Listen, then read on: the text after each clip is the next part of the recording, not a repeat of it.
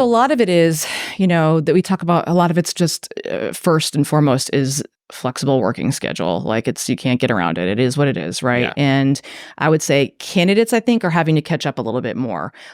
We work in 25 different markets. And if you look at our remote sheet of jobs, 2 years ago, it was a lot of leadership roles because of necessity. Mhm. Now, not so much. Now it's more technical roles, plug and play roles. I think candidates in their mind still think that they can get a leadership role or be in some type of higher level role and still have that 100% working opportunity. Freedom. And you don't really have that. Collectively here in Austin, most companies, I say, are really embracing a hybrid schedule. At least three days. Average is 3 days in the office, 2 days Mhm. remote. Some are baby stepping where they're like, we don't really want to. We're going to give you some flexibility, but we're going to do 4 days in the office, 1 day remote. Even just a little bit of something Mhm. opens up your pool of candidates. Yeah. And I think what people don't understand is you're always going to get that one person who takes advantage of a remote working opportunity. But for the most part, most people, it usually comes from a good place. It's a lot of times it's, so we were working remotely. Now my life has changed. My commitments outside of work, like, I'm a parent. I mean, my son's 18, so I don't pick him up anymore. But, if I've committed to my husband or my significant other that I'm going to pick up kids 2 days, the 2 days I work remotely, and he's on 3,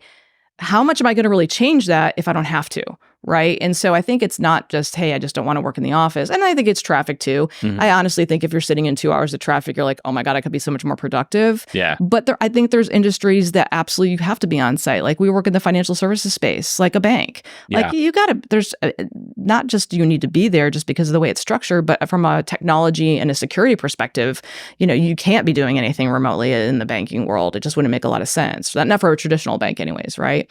So I think the flexible working thing, that creates a talent drought for us because we tell clients if you're requiring on-site 5 days a week, it's definitely going to reduce the talent pool for us, especially when you know what you're competing against.